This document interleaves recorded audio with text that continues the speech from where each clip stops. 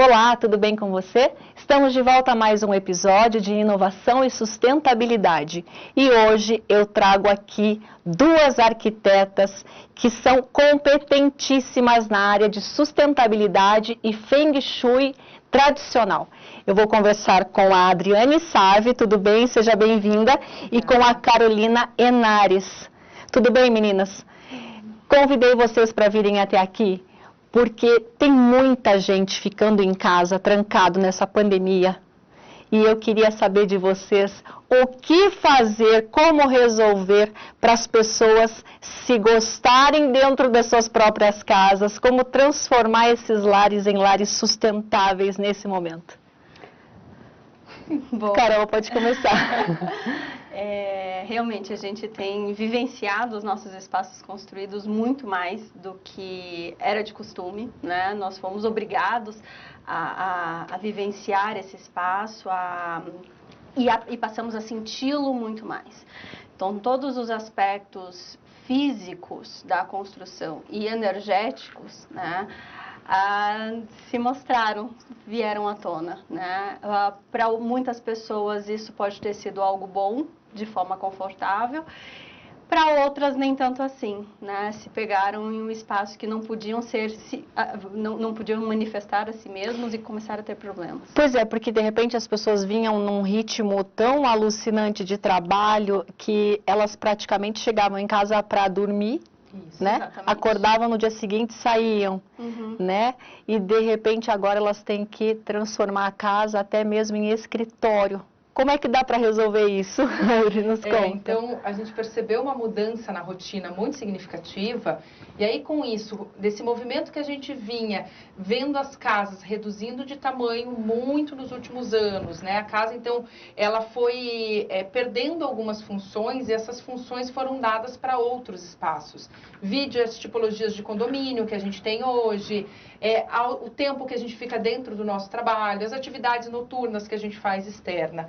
E a casa, muitas vezes, ficou delegada ao espaço somente de dormir, não necessariamente com qualidade, e a gente pode falar de arquitetura saudável um pouquinho para entender isso, mas a gente percebia menos elementos da nossa casa. E aí, de repente, eu passo a fazer todas as atividades dentro da minha casa. Com todas as pessoas juntas. Quem tem uma família grande... Então, eu estou né? trabalhando, eu estou com meus filhos tendo aula, eu tenho o meu lazer agora dentro de casa, eu tenho o meu espaço de descanso dentro de casa. O seu marido trabalhando também com os problemas do trabalho dele. Exatamente. Né? E aí, de repente, você vê que essa casa, primeiro que ela assume outras funções, e aí eu começo a me perceber melhor nesse espaço, que antes eu não percebia. E aí várias coisas começam a, de certa forma, incomodar. E o que eu estou querendo dizer com isso? Então, uma iluminação que não é eficiente, eu não usava para trabalhar, o meu período era muito noturno dentro da minha casa. E aí eu tenho uma necessidade de muita iluminação artificial, para um local de trabalho, para um local de lazer, isso é desconfortável. Para as crianças durante o dia, que é uma realidade que a gente está vivendo com as crianças em casa, isso passa a ser desconfortável. Uma ventilação que não é eficiente, materiais que não são adequados, eu começo a sentir alguns tipos de desconforto que eu não sabia nem que tinham na minha casa. Eu diria até que nessa área de Feng Shui, é Feng Shui que se fala, né, a palavra certinha, nessa área até as pessoas devem estar percebendo muitas coisas com o fluxo dos móveis, né, de repente a mesa está aqui, a escrivaninha está aqui, a tomada está lá do outro lado e fala, nossa, como é que eu nunca percebi isso antes? Não tem tudo isso? É bem interessante. O primeiro olhar do Feng Shui é realmente a forma da casa. É onde as pessoas estão posicionadas, a posição em que ela trabalha, as direções em que ela trabalha, as vistas, como a Adriane falou, a questão da ventilação é muito importante, porque basicamente a gente está lidando com fluxos de energia. Esses fluxos de energia, eles são ativados tanto pela permanência quanto pela circulação das pessoas. Então, isso realmente se tornou ainda mais forte. E sim, os nossos layouts, a gente teve que ambientar as coisas de uma forma totalmente inusitada, né? Poucas são as casas que já tinham previsto um espaço de biblioteca, de escritório, e ainda assim não era para a família toda, num determinado momento, Exatamente. Né? Era para um uso realmente muito esporádico, né? Muito pontual, Exatamente. né? Às vezes era uma pessoa que trabalhava em casa, e aí você até tinha uma estrutura, ou você tinha as crianças que faziam as suas tarefas de casa num contraturno, Mas né? cada um usava aquele cantinho ali por um Isso. determinado período de tempo. E, de repente, a aula é no mesmo horário da reunião da mãe, que é no mesmo horário da reunião do pai. E muitos sintomas surgiram, né, de descompensações entre as pessoas, né, os relacionamentos, né, Se afloraram, houve muito divórcio, né? Muitas pessoas realmente passaram a vivenciar o espaço e o outro e a si mesmo de forma muito distinta, né? Então, no Feng Shui a gente consegue trabalhar e dar uma olhada e tentar, às vezes são movimentos muito sutis, mudanças muito sutis de posicionamento e até mesmo do layout e alguma decoração que a pessoa tenha dentro da casa já ajuda a minimizar muitos impactos negativos. Com relação a uma casa que já está estruturada, né, que não tem como você mexer na planta, tem como mexer na sustentabilidade dela? De que forma? Não, isso é super importante. A gente tem muito essa visão de que a sustentabilidade ela está diretamente relacionada à casa nova. A construção, né? A construção, e não precisa ser, né? Quando a gente pensa, por exemplo, nesse viés da arquitetura sustentável, que engloba essa arquitetura saudável, que tem uma distinção aí, né? Então, a arquitetura sustentável, a gente tem uma conexão muito de eficiência energética, de materiais de baixo impacto ambiental, mas quando a gente vai para uma arquitetura saudável, a gente está colocando o homem, né, que ocupa esse espaço no centro, como protagonista de fato dessa transformação. E aí a gente tem que pensar na saúde dessa pessoa, porque muitas vezes na arquitetura a gente não relaciona diretamente com saúde, mas a arquitetura ela vai influenciar na saúde das pessoas diretamente. O bem-estar que ela tiver dentro daquele espaço, né, o que vai refletir para ela. Em todos os aspectos. Às vezes a gente está falando já de aspectos bem diretos. Se a gente tem riscos químicos ou biológicos no espaço, então biológico, estou falando de mofo, de bolor, isso vai causar alguma patologia. Se eu tenho riscos químicos, então eu fiz uma pintura na minha edificação que tem muitos compostos orgânicos voláteis, ou seja, tem muita toxina que vai soltar nesse espaço, tem formaldeído, tem cola. Tudo isso, de certa forma, vai gerando um desconforto que às vezes eu nem relaciono com a casa. Então, até a escolha da tinta pode influenciar na qualidade de vida da pessoa, sem que ela perceba. Completamente. E aí, assim, então se eu vou reformar, e a gente está num movimento de reforma muito forte, como a gente já conversou, né? Se eu vou reformar, eu já preciso pensar que materiais eu vou colocar. Então, eu estou nesse espaço, né? Então, eu preciso colocar materiais mais naturais. Para mim, uma grande aliada para pensar na sustentabilidade, na saudabilidade das edificações são as plantas. Como que eu vou compor essas plantas? As plantas são o melhor tipo de filtro que a gente tem para essas toxinas. Então, trazer essas plantas para dentro de casa, para dentro de todos os ambientes, ventilar, gente, as casas têm que ficar muito abertas. Se eu tenho problemas de conforto, eu pensar em isolamentos específicos. Então, ao invés de eu sair colocando ar-condicionado, que é um movimento que a gente viu muito forte acontecendo, como que eu posso, com a arquitetura, entender aonde esse sol, porventura, está entrando em excesso, está aquecendo a minha casa? Então, vou dar um exemplo. Uma face quando oeste, que é aquela do sol poente, que tem um sol um pouquinho mais intenso. No verão, essa face vai ficar muito aquecida. Então, por que eu não faço um trabalho? Vou colocar uma parede verde dentro da minha casa que vai conter a entrada desse calor. E aí, ao invés de eu colocar um ar-condicionado, eu coloquei um elemento natural que me ajuda no bem-estar. A gente tem vários estudos que demonstram a relação das plantas com a qualidade de vida. Aí eu coloco um elemento natural que me ajuda a filtrar esses elementos químicos, biológicos que eu tenho, e eu resolvo uma questão de conforto. E traz uma sensação de prazer, de bem-estar, né? De você estar perto de uma planta verde, uma parede verde, do que você estar num quadrado pintado de cinza. É diferente, né? Inclusive, que a gente usa. Sabe, você falando agora das plantas e dessa coisa mais sustentável, Eu, como leiga na arquitetura, falaria assim que quando a gente fala em contratar um arquiteto para reformar a casa da gente, o que a gente pensa? Nossa, já vou ter que começar a ver um sofá novo, moderno, um tapete, uma luminária fantástica, né? A gente pensa nesses objetos, a gente não pensa desse outro lado que você mostrou agora, das plantas, dessa coisa mais natural, da luz do sol.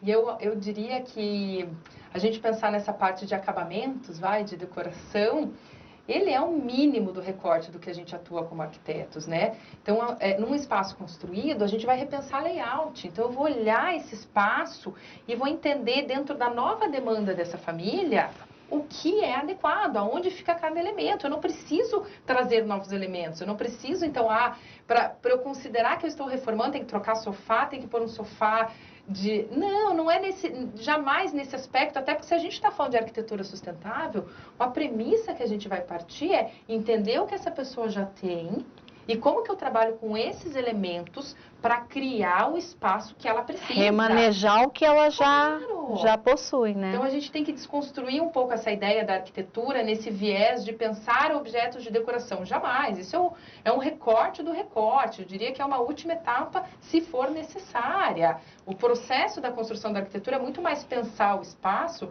Eu gosto de falar que é pensar o vazio, Sim, né? Exatamente. Era isso que eu estava pensando. Você sabe que isso eu tenho muito forte em mim, muito latente, que quando eu ia visitar Casa Cor ou fazer alguma reportagem, né, nessas edições de Casa Cor, eu ouvia muitos comentários assim: eu não vou contratar um arquiteto porque minha casa vai ficar com cara de loja. Não tem isso, gente. Pensam que é sim você encher de produtos novos, de designs arrojados, mas não pensam nessa arquitetura saudável que você citou. Eu diria até que a base da arquitetura, ela deve ser, além de harmonizada, né, bem estruturada, e a gente prover o espaço realmente para a pessoa vivenciar da forma como ela quiser. Ela vai colocar ali a decoração que para ela é afetiva, seja de viagem, seja de memória, seja até mesmo ela escolher um quadro novo, não tem problema, né?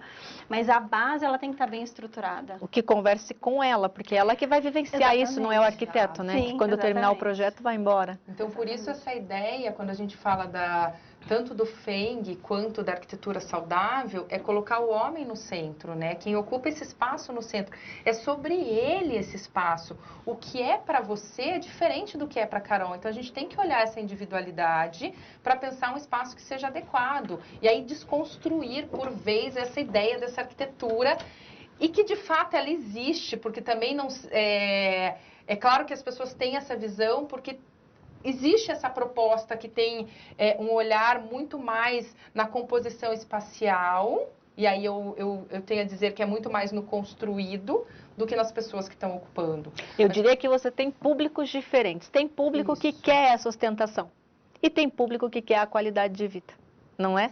Mas mesmo na ostentação, a gente consegue trazer um pouquinho de harmonização e de bons projetos no sentido de harmonização ambiental, de um ambiente saudável, né? Dá para trabalhar mesmo nesse todo pronto, né? Com algo realmente bem feito. Meninas, eu vou chamar o comercial e a gente vai voltar a conversar daqui a pouquinho, tá bom? O papo tá ótimo. Eu volto daqui a pouquinho depois do comercial. Até lá.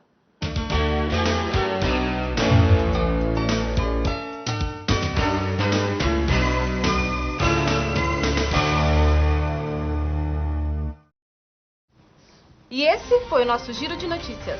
Voltamos em instantes. Voltamos em instantes. Graduação à distância em jornalismo é na Uninter. Nota máxima no MEC. Ilha, olha o que chegou pra você.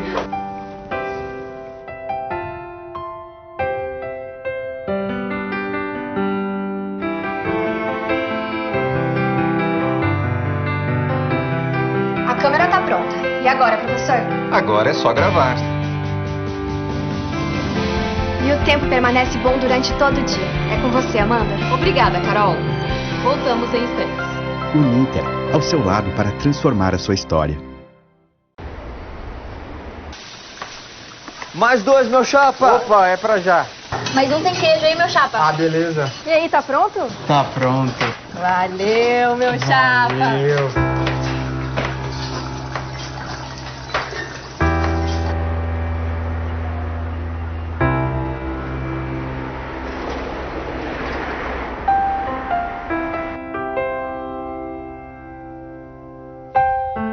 Tá muito complicado pra mim. Calma, pega o multímetro, vamos de novo.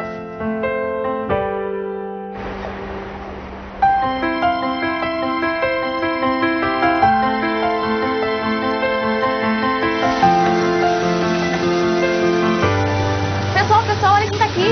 E aí, time? Parabéns, meu engenheiro. Obrigado. Graduação e pós-graduação à distância Uninter, ao seu lado para transformar a sua história.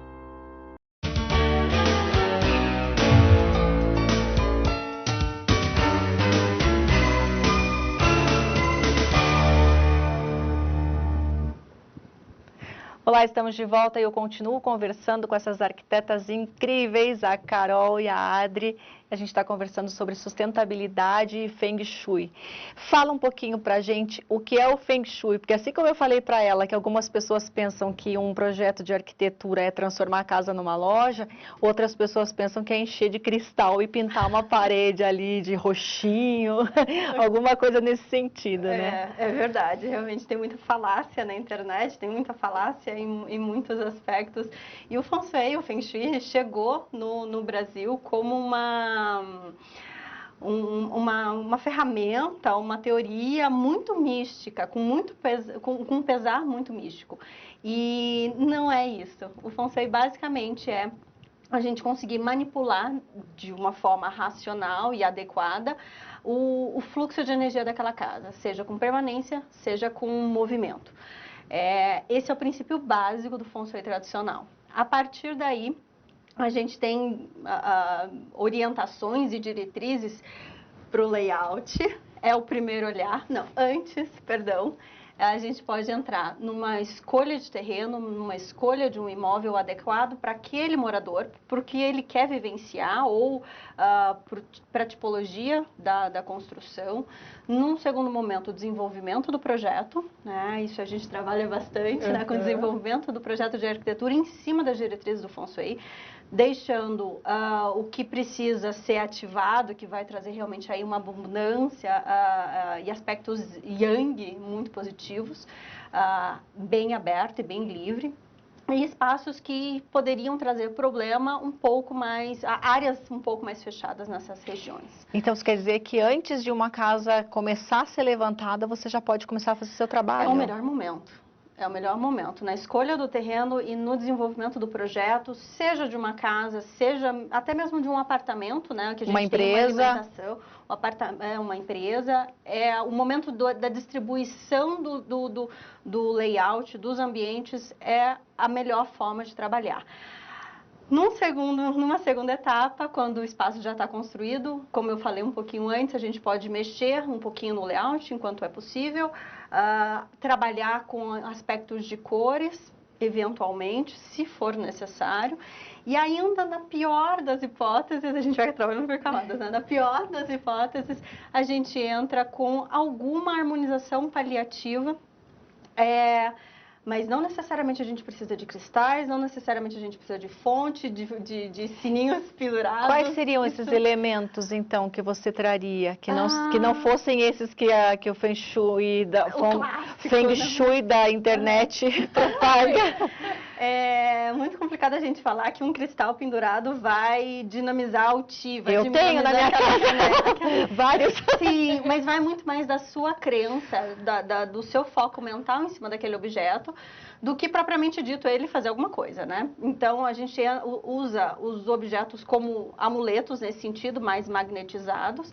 E aí a gente está aí na quarta, quinta etapa do Feng Shui, porque não conseguimos fazer outra coisa, né? É realmente uma harmonização paliativa, ou uma cura transcendental, como alguns chamam. É quando a gente não consegue fazer nada, a gente põe um objeto ali para que a tua mente faça o trabalho. Uma comunicação, assim, tá? Para você lembrar que você fez o trabalho. Não, para você lembrar que ali tem um problema e que você precisa estar atento. Entendi. Tá? E aí, por exemplo, pode ser não somente o cristal, mas dentro do feng shui tradicional a gente usa muito, e eu como arquiteta, a gente acaba usando muito a decoração para isso, né? Um vaso de terra, um vaso vermelho, um vaso metálico. A gente usa muito as plantas porque elas realmente são ativadoras do Qi, né? Elas O Qi é o quê? O Qi é a energia vital, É tipo um chakra? Não. Não, é mais. É a energia que a gente sente, é a energia que realmente faz com que tudo esteja vivo, né? Entendi. Com que tudo exista. Qi. Qi. Qi.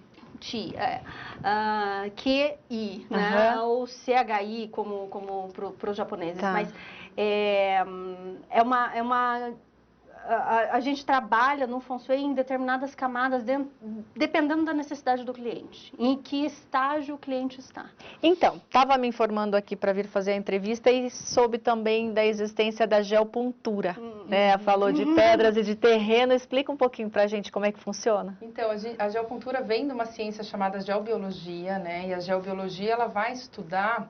Hoje a gente fala muito das energias, energias naturais, energias artificiais, e aí eu estou falando de poluição eletromagnética, que a gente está muito envolto e que é um cuidado que a gente tem que ter, é um risco físico que a gente tem nas edificações. E a geobiologia vai ser um olhar para entender o que a gente tem de natural. Então, quais são essas energias do solo que a gente tem? A gente sabe que a nossa crosta terrestre é formada por linhas magnéticas que se cruzam. A gente sabe que a gente tem veios subterrâneos, rochas fraturadas, a gente tem elementos que são naturais. E esses elementos, quando se cruzam, quando se encontram, eles vão gerar um vórtex de energia mais intensa nesse ponto. Quando eu falo nesse sentido, eu não estou falando de uma energia positiva, de uma energia negativa, não neste viés, né? Mas no sentido de uma energia mais intensa.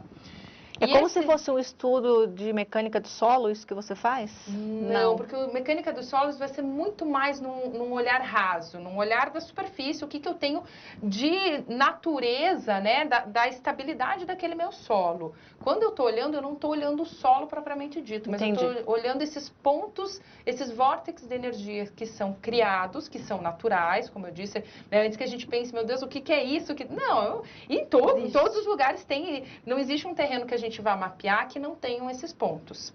O que acontece? Qual é o olhar que a gente passa a ter na geobiologia? Nos locais de longa permanência.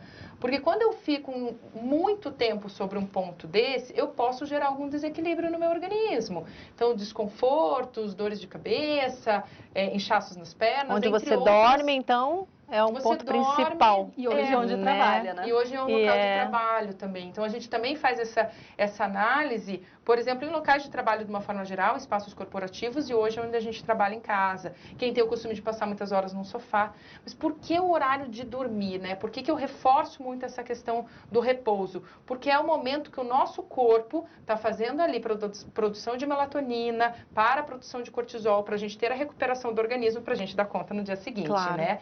E aí, se eu não estou conseguindo com que esse momento ele seja de fato de recuperação, eu vou gerar desconforto. E aí a gente percebe assim, putz, eu acordo com dor de cabeça, eu acordo com uma dor específica. A gente começa a relacionar sintomas no nosso corpo com esse desequilíbrio, porque eu estou com um vórtex, por exemplo, no meu joelho, e aquilo está com uma energia mais intensa. O que isso gera de desconforto? E aí a gente tem vários estudos relacionando com várias patologias, até patologias muito mais sérias, com esses pontos. O que a gente vai fazer na prática? A gente vai evitar esses lugares de longa permanência ali. Se isso está na minha cozinha, se está no local de passagem, maravilhoso, está ali, não vai ter nenhuma influência. Mas eu tiro com que a minha cama fique nesse espaço, esteja recebendo essa energia que vem de uma forma desequilibrada, apenas por esse vórtex que vem com uma energia muito intensa num ponto específico. Esse é o cuidado da geobiologia. E você faz isso com que ferramenta? Pedra, madeira? A gente usa a radiestesia para fazer esse tipo de análise de solo, né? Então, na verdade, nós temos uma percepção sensível de toda essa energia já. A gente vai perdendo um pouco essa conexão com a Terra. Nós perdemos, de uma forma geral, até pelo nosso modelo de vida e tudo mais, né? Então, a radiestesia é uma forma da gente, dentro da geobiologia, da gente se conectar de volta com esse solo e a gente conseguir fazer a leitura onde estão esses pontos. Tem alguns elementos que a gente analisa, mas basicamente através da radiestesia. E aí a gente está falando do dual road, que são as varetas de cobre, e dos pêndulos, né? Pêndulo de cristal, pêndulo de madeira, aí cada geobiólogo acaba tendo a sua ferramenta de preferência e eu particularmente trabalho somente com esses dois equipamentos para fazer esse mapeamento. E aí você percebe que tem algum problema ali num ponto específico. Como é que você trata esse problema? Então, a primeira forma da gente, na verdade, tratar, porque não é um tratamento que é necessário nesse caso, né? O que a gente vai buscar é afastar esses espaços de longa permanência, desses pontos. Aí, claro, a gente vai fazer também uma análise para perceber como que está a energia desse local, né? Então, existe toda uma energia de memória, uma energia desse espaço. E aí, sim, é muito legal a gente entrar com a geopontura, por exemplo. A geopontura, ela é conhecida como essa acupuntura da Terra, que é uma harmonização para trabalhar com essa energia ou para trabalhar com o que eu pretendo, por exemplo. A gente trabalha com geopontura, às vezes, em locais produtivos. Então, eu vou trazer essa geopontura dentro de né, em cima de um vórtex como esse, com o objetivo, e aí tem toda uma metodologia para a gente aplicar essa geopontura, né, que seria, a gente precisaria de mais uns 3 programas aqui. Sim, imagino, bem complexo. Mas que a gente, ou com uma rocha, ou com um cristal, dependendo do tipo de tratamento que eu estou procurando, né, e aí a gente vai fazer um intencionamento, que é mais ou menos como a Carol falou dos tratamentos que a gente faz no Feng, né. E aí o objetivo é harmonizar, então é que a gente intencione nessa rocha, nesse cristal, o que a gente espera desse local, as energias que a gente espera, os desafios que a gente espera vencer ali, e a gente vai intencionar nessa pedra, e aí essa energia passa a ser distribuída por um alcance que tem uma relação com a altura e tal, e tudo mais, né, a altura dessa pedra. Então, são soluções de harmonização. Mas essa é uma solução para eu trabalhar com essa energia desse espaço. E aí eu vou elevar essa energia, eu vou buscar harmonizar isso. Com relação aos pontos que eu encontro, eu preciso retirar os meus espaços de longa permanência. Entendi. Existem algumas soluções paliativas. Se for uma planta que você ainda não, você vai construir, você consegue readequar. E mesmo se for um apartamento, a gente busca fazer mudanças de layout. layout. Isso que eu ia te perguntar, uma coisa já pronta, como é que faz? Então, o primeiro caminho é estar fora desse ponto. Esse é o olhar, a gente muda a cama de lugar. A gente faz mudanças que vão resolver isso. Não sendo possível, a gente tem que estudar qual é o tipo de elemento que a gente encontrou e qual solução a gente pode trabalhar como uma forma de mitigar. Mas daí perceba que eu não consigo eliminar esse ponto. Agora me surgiu uma dúvida aqui. Eu moro lá no 20º andar de um apartamento, eu estou distante da terra. Isso. Você pode encontrar esse desequilíbrio do solo lá em cima? Consegue? Então, ele vai fazer uma reflexão, os estudos demonstram que essa energia ela vai chegar em mais ou menos 1 a 2 quilômetros de altura. Então, ela gera esse vórtex, esse vórtex tem uma altura bastante significativa.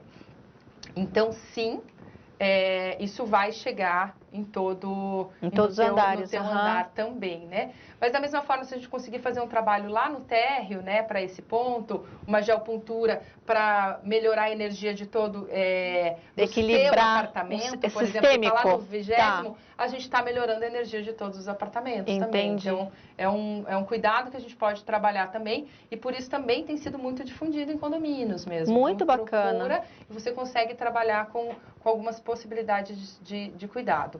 Mas o mais importante é detectado, né, feita a radiestesia, encontrou esses pontos, tentar achar mecanismos com que a gente possa realocar esse layout, repensar esse layout. Essa é sempre a melhor solução, da mesma forma do Feng. Então, são muito próximas, são ciências muito próximas que trabalham juntas, né? Sim. Na antiguidade, inclusive, era basicamente a mesma coisa. Ah, sim? Sim, a geomancia e o Feng Shui, eles surgiram numa mesma base, né?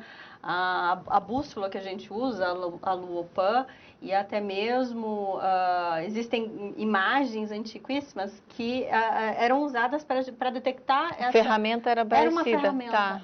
Uma das ferramentas era a própria Luopan para fazer a análise do solo. Então, são técnicas distintas com um objetivo em comum, que é fazer com que as pessoas morem bem ou, né, vivam melhor o espaço que elas têm. Agora, de uma forma mais palpável, falando em sustentabilidade, é muito difícil você adequar um projeto, assim, colocar captação de água da chuva, o melhor direcionamento da água do esgoto. a energia solar para aquecimento solar. É muito difícil adequar um projeto? Então, se a gente está falando de projeto, a gente sempre fala que tudo é possível, né? O projeto ainda permite com que a gente traga todas essas adequações. Numa edificação construída também, na verdade, esses elementos, né, que a gente traz e que são fundamentais, eu aproveitar uma água de chuva, eu gerar minha energia, eu aquecer minha própria água, descentralizando o sistema, são sistemas hoje muito simples, inclusive da gente adaptar nas casas já construídas, né? Claro, algumas questões mais complexas, sistemas estruturais e tal, é legal a gente pensar, né, direcionamento com relação à melhor insolação, ao melhor vento. Quando a gente pensa em projeto, quando a gente olha isso em projeto, aí a gente consegue propor, pensar em soluções de forma muito mais facilitada. É o momento de se fazer isso, na verdade, é na etapa de projeto. Né? Então, hoje vem a surpresa do programa. Já que vocês estão falando em sustentabilidade em projeto, eu tomei a liberdade de pegar um projeto de um engenheiro civil, que diz que pensa quadrado, né? Ele quer construir um chalé, mas falou, olha, eu fiz um chalé, um projeto quadrado, com a minha cabeça de engenheiro, mas eu gostaria de deixar a minha casa sustentável. Então, eu gostaria de mostrar para vocês e propor um desafio. Kleber, mostra pra gente, por favor, o terreno primeiro. Ah, vamos lá, o chalé primeiro, pode ser. Esse é o projeto do chalé, tem mais uma foto. Ok. Isso, né? Já tem alguns elementos aí para entrada de luz, eu que não entendo, já estou vendo que tem, né? E aí, mostra pra gente o terreno, por favor, Kleber. O terreno totalmente verde, arejado, né? Então, eu gostaria de propor para vocês, para a gente voltar num próximo programa, se vocês toparem, de vocês pegarem esse projeto, conversarem com esse engenheiro, entenderem a cabeça quadrada dele, né? E para vocês fazerem para ele apontamentos de como ele pode transformar esse projeto quadrado dele num chalé ecológico, digamos assim, né? Sustentável, que é o mais importante ainda. Vocês topam? Topamos. Não, muito legal. Porque, olha, o terreno tá ali. Você vai lá, então você vai fazer o estudo, você vai fazer a acupuntura aí, né? A geocultura. Alguns estudos a gente consegue fazer sim e pensar. A partir, se ele disponibilizar para a gente o projeto, a gente puder fazer essa conversa, a gente consegue, a partir desse projeto, entender, assim, essas soluções que ele conseguiria aplicar, se ele está utilizando bem a insolação, a ventilação, se está numa orientação correta. Então, a gente consegue trazer algumas pontuações que ele conseguiria adequar no projeto. Eu até não gosto muito desse termo, assim, o chalé ecológico, né? Acho que isso vem sempre com... Mas a gente pode, de certa forma, trazer soluções que vão deixar a vida dele mais saudável, de quem for ocupar esse espaço, mais sustentável sim, com menos impacto no meio ambiente, com mais qualidade de vida, com alguns apontamentos. Aumentando o bem-estar, né? Isso. Tá.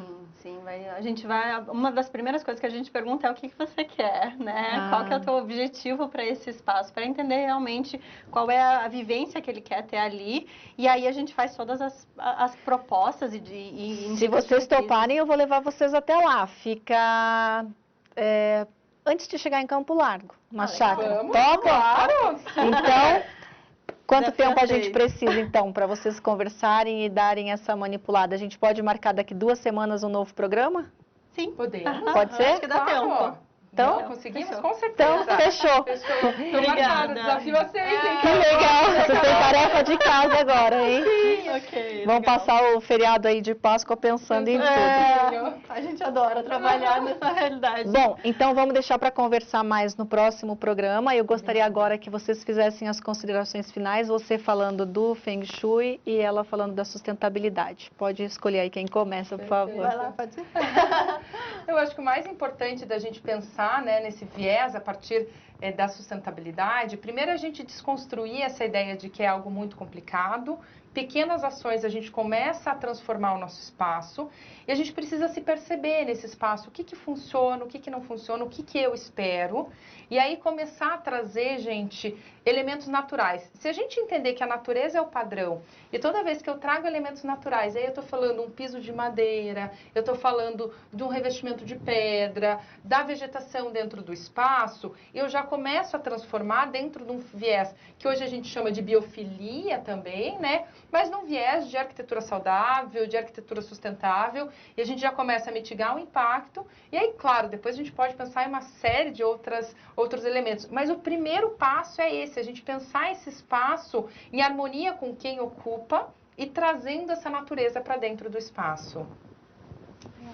Carol, vamos lá. Bom, com relação ao Feng Shui, eu acho que a análise que a gente faz, ela é trazer à vista o que existe, né? Então, muitas pessoas já têm isso de uma forma intuitiva, né? Então, tudo aquilo que te incomoda dentro das edificações, tenta mudar, tenta ajustar, seja algo que esteja quebrado, seja realmente uma posição de um mobiliário ou de uma decoração que não te favoreça, que te gere um determinado desconforto, uma imagem que te incomoda, já vai mudando isso, que essas pequenas mudanças, elas já fazem realmente uma grande diferença nos nossos espaços. E é muito comum quando eu chego como consultora, perceber que a mudança que a pessoa fez era exatamente o que precisava ter acontecido naquele local. Então, a gente tem a intuição dentro de nós e o Feng Shui basicamente é só uma leitura disso.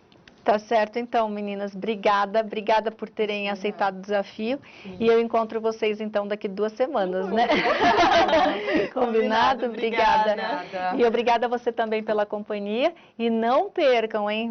Todo mundo acho que vai ficar curioso para ver como é que vai ficar esse chalé sustentável aí. A gente se vê no próximo programa. Até lá. Tchau, tchau.